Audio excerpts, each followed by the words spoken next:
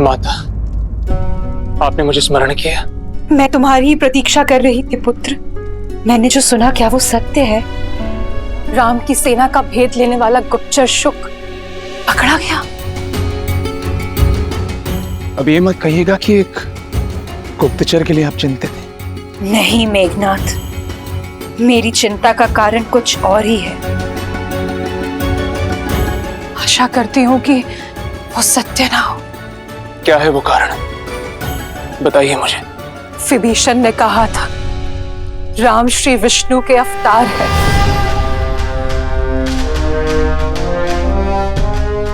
माता, उन्होंने तो ये भी कहा था कि नारायण उनकी रक्षा करेंगे। सत्य तो ये है कि चाचा श्री दुर्बल है और दुर्बल व्यक्ति केवल कल्पनाएं किया करते हैं। और उस व्यक्ति पर क्या विश्वास करना जो स्वयं एक विश्वासघाती हो।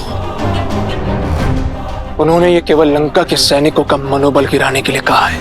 आशा है ऐसा ही हो मेघनाथ, किंतु कहीं विभीषण के कहे हुए कथन में अधिक भी सत्य हुआ तो? यदि राम श्री विष्णु के अवतार हुए तो क्या हम साक्षात नारायण से जीत पाएंगे पुत्र? क्या ये हमारा कुल जीवित बच पाएगा? माता, अब आइए।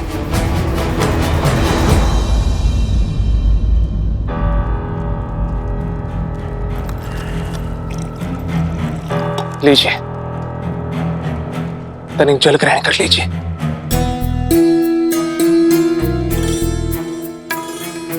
माता, मैं आपकी पीड़ा समझ सकता हूं। अक्षय कुमार की मृत्यु उपरांत आप अति भयभीत हैं और आपका यही भय आपकी चिंता को और बढ़ा रहा है।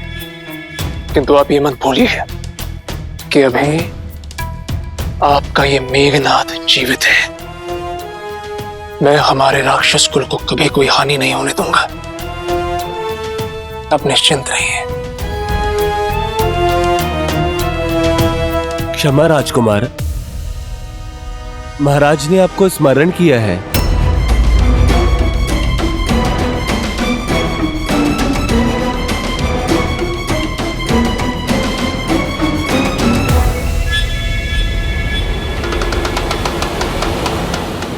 आओ पुत्र, देखो हमारा वीर गुप्तचर शूक पुनः लौट कर आया है।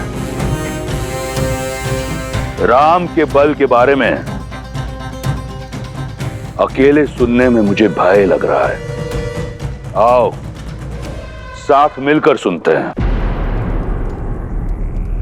क्या हुआ इसके साथ वानरों के शिविर में। तो बताओ शूक, क्या मूर्खता की तुमने जो तुम पकड़े गए?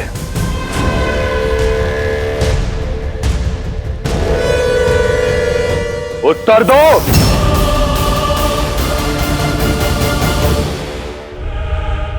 महाराज, मैं उन वानर सेना के बल, अस्त्र और शस्त्रों के विषय में सूचना एकत्रित कर रहा था, लेकिन न जाने कैसे उस वानर हनुमान को मुझ पर संदेह हो गया और उसने मुझे पकड़ लिया। और फिर तुम्हारा आदर सत्कार किया?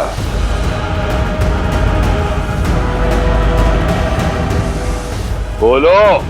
फिर वो मुझे घसीटते हुए सुग्रीव के पास ले गए महाराज। वहां पर विभीषण भी उपस्थित थे। आपके कहे अनुसार मैंने कहा मैं आपका दूत हूं और मैंने आपका समाचार सुग्रीव को दे दिया, परंतु उन्होंने आपका प्रस्ताव ठुकरा दिया। वो मुझे मारना चाहते थे महाराज। वहां पर उपस्थित हर प्राणी मेरे प्राण का शत्रु था, किंतु तुम तो जीवित लौट आए। खरोच तक नहीं लगी तुम्हें। मैं जानने को आतुर हूं कि ऐसा कैसे हुआ।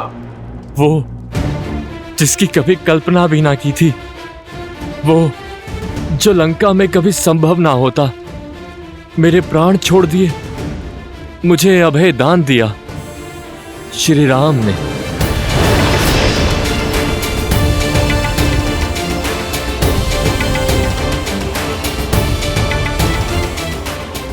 ऐसा क्या किया उस राम ने? तुम हमारी सेना का बल, हमारी दुर्बलताएं जानने आए हो ना, ताकि तुम अपने स्वामी को बता सको। मैं तुम्हारी सहायता कर देता हूं।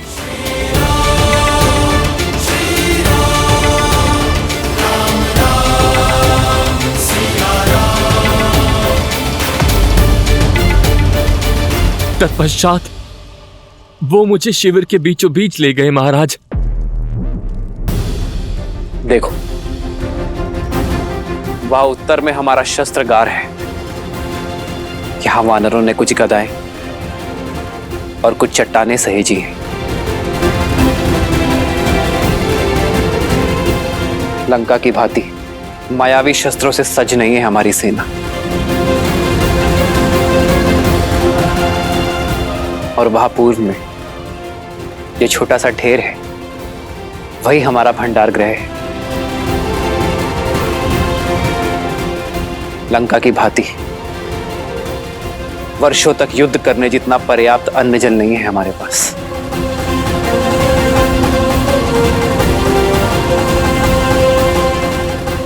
और वो वहां पश्चिम में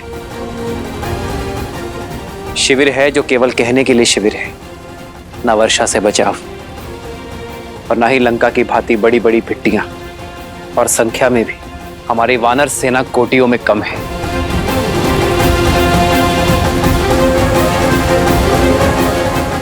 माया युद्ध और छल में आता नहीं, तो हमारे पास जो कुछ है लंका की तुलना में बहुत कम है। जब कुछ नहीं है लंका की तुलना में, तो किस आधार पर वो हमसे युद्ध करना चाहता है? क्या है जो लंका से अधिक है?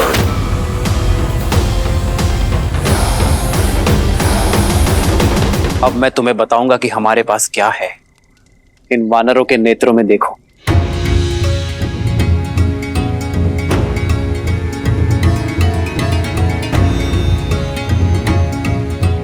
यहां नए कल की आशा दिखेगी, विजय की दृढ़ता दिखेगी, और शोषण से मुक्त होने की अग्नि भी। हमारे पास शस्त्र नहीं, संकल्प है, साधन नहीं, असंतोष है अन्याय के विरुद्ध। और हमें विश्वास है कि हम धर्म के पथ पर हैं। हमारे पास केवल 20 दिन के लिए अन्न, जल और अन्य साधन है। जानते हो क्यों? क्योंकि हमें विश्वास है कि इन 20 दिनों में लंका तक सेतु भी बनेगा और रावण को उसके अपराध का दंड भी।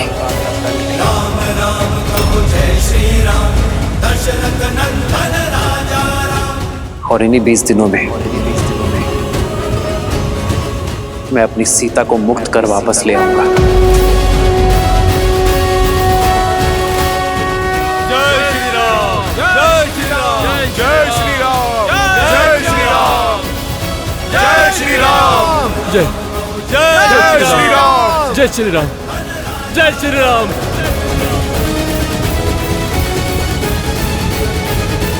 फिर उन्होंने युद्ध नीति के विषय में बताया। कभी सोचा भी ना था कि कोई युद्ध नीति के विषय में इस प्रकार सोचता होगा। कह दो अपने स्वामी से कि अपनी पराजय के लिए सच हो जाए, क्योंकि यह युद्ध शस्त्र से नहीं, सत्य की धार से लड़ा जाएगा। यह विजय षड्यंत्र की नहीं, संगठन की होगी। हमारे पास सागर पार करने के लिए मायावी पुष्पक विमान नहीं है, परंतु दृढ़ निश्चय की शक्ति है, जिसका सेतु बनाकर रावण का अंत उस तक जाएगा।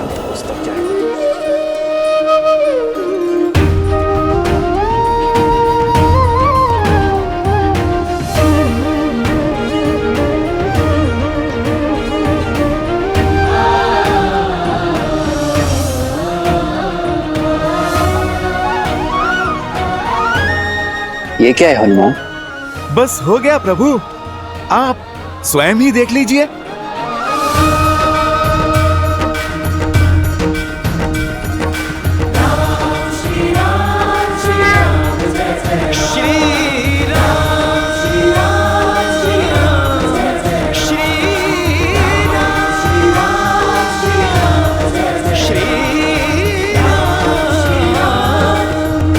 इन पाषाणों पर मेरा नाम क्यों लिखा है? क्योंकि प्रभु, जिसके साथ आपका नाम जुड़ जाए वो तो तर ही जाता है, भवसागर पार हो जाता है प्रभु, असंभव को संभव बना पाता है। नल और नील को मिले वरदान के कारण पत्थर तैरेंगे अवश्य, पर प्रभु आपका नाम लिखने से ये जुड़े रहेंगे, अटूट रहेंगे। इस पे चलने वाले वानर इस महायुद्ध की समस्या के सागर से तर जाएंगे। धनुष कोटि से लंका तक ये राम सेतु अनंत काल तक बना रहेगा प्रभु,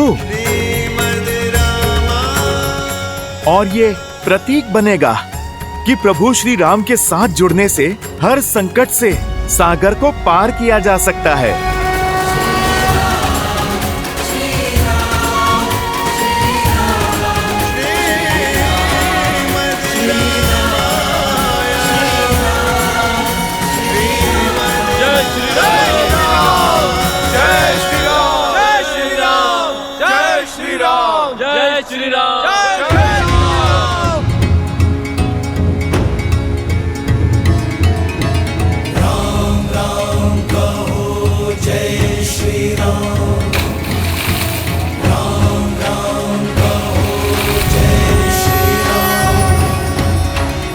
जय श्री राम, जय श्री राम। दशरथ नंदन राजा राम, राम नाम भजते हनुमान, अवध बिहारी राजा राम। ओहो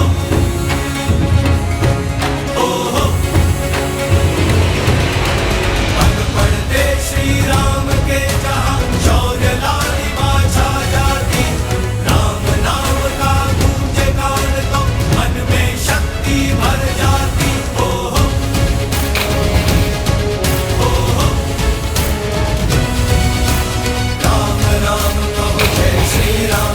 दशरथ नंदन राजा राम, राम नाम भजते हनुमान, अवध बिहारी राजा राम।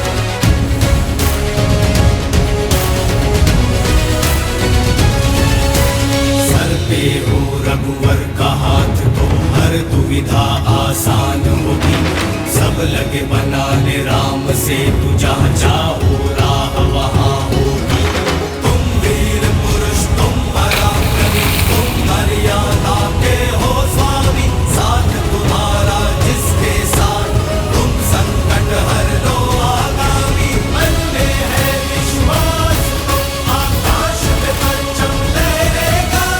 जब होगी जीत तो हर दिशा में राम नाम गूंजेगा। होगा सीता राम का मिलन, वो पर्वत पिघलेंगे। राम की सेना जीतेगी और ध्वज हवा में लहरेंगे। राम राम तो जय श्री राम, दशरथ नंदन राजा राम, राम नाम भजते हनुमान, अवध बिहारी राजा राम।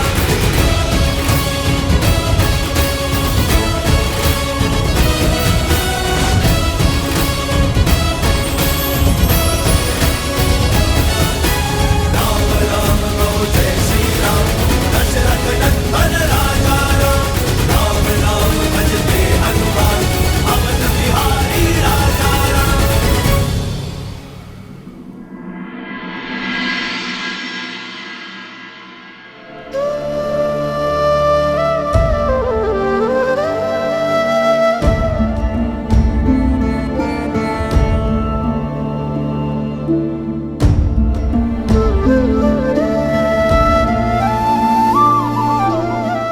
सुना तुमने? राम और उनकी वानर सेना ने सेतु बनाना आरंभ कर दिया है।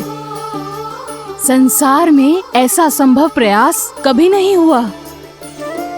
सागर पर सेतु, श्री राम।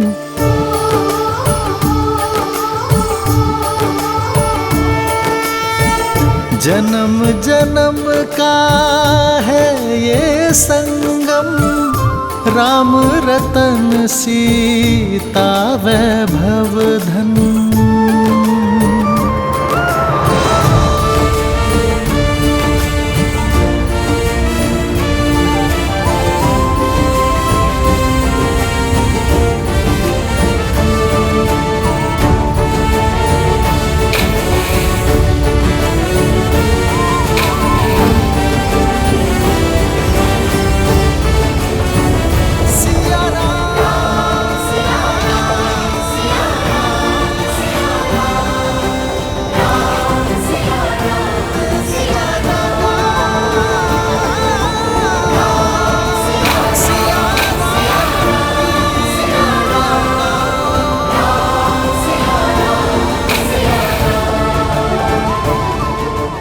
अति उत्तम नल और नील, तुम दोनों के नेतृत्व में हम शीघ्र ही ये सेतु अवश्य बना लेंगे। सब प्रभु श्री राम की कृपा है हनुमान जी। जय श्री राम। जय श्री राम। जय श्री राम। जय श्री राम।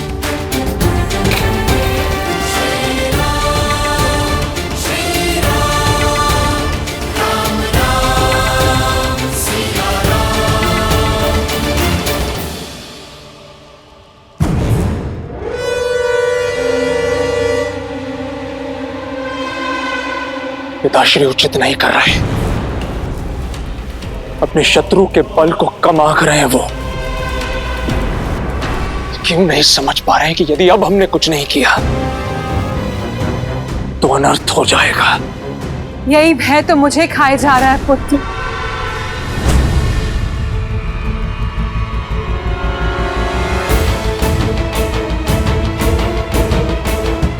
पुनः महादेव की पूजा करते हुए मुझे भी यही आभास हुआ कि महादेव हमें कोई संकेत दे रहे हैं। पुत्र, वो राम कोई और नहीं, नर के रूप में नारायण है।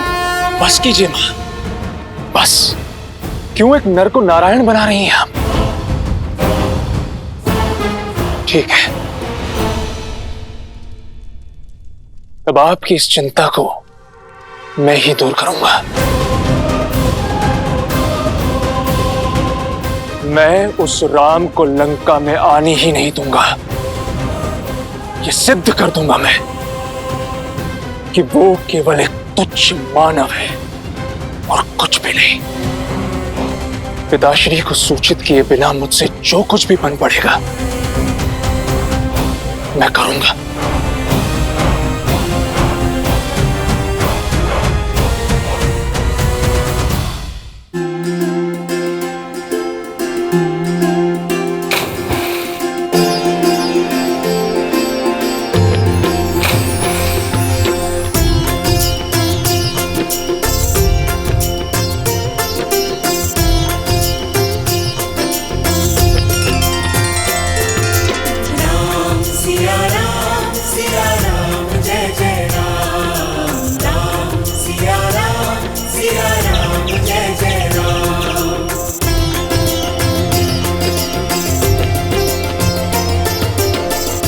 अरे छुटकी, तुम दूर जाओ। यहाँ किसी पाछाड़ के नीचे आ जाओगी तो दब जाओगी। राम रचि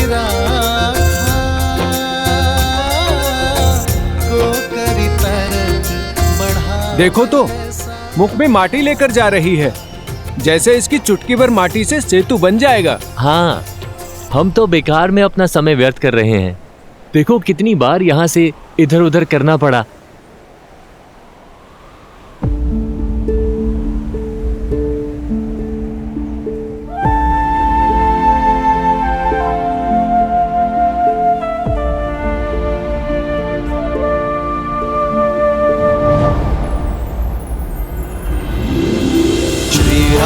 चंद्र कृपालु भजुमन हरण भव भय दारुणम नव कंज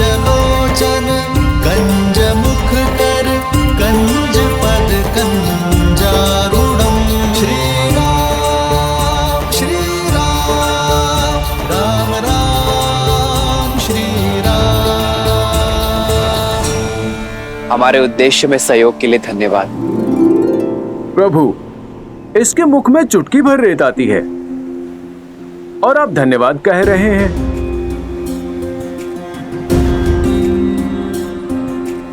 ये छोटी सी गिलहरी क्या सहायता करेगी? ये तो उल्टा हमारा मार्ग बाधित करेगी। महत्वपूर्ण ये नहीं कि कौन कितना सक्षम है, कितनी मात्रा में कार्य कर सकता है। महत्वपूर्ण ये कौन अपनी पूरी शक्ति लगाकर अपना कर्तव्य पूरा करने में लगा है। आप वानर हैं, बलि और कदकाठी में भी बड़े हैं, परंतु इस गिलहरी ने अपने आकार की चिंता ना करते हुए अपना कर्तव्य पूर्ण करने में कोई कसर नहीं छोड़ी।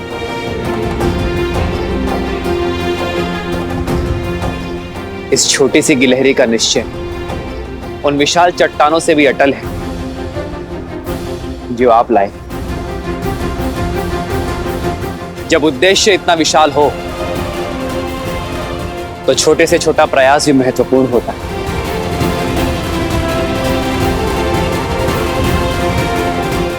इस गिलहरी के प्रयास का केवल मुझे ही नहीं, आप सभी को सम्मान करना चाहिए। जाओ, अपना धर्म निभाओ, अपना कर्म करो।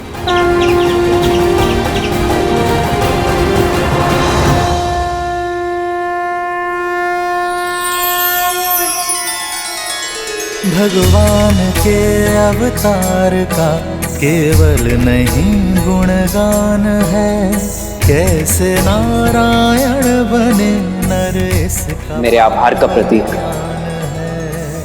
मेरी उंगलियों का चिन्ह सदा इस जाति पर रहेगा। श्री राम श्री राम श्री राम श्री राम।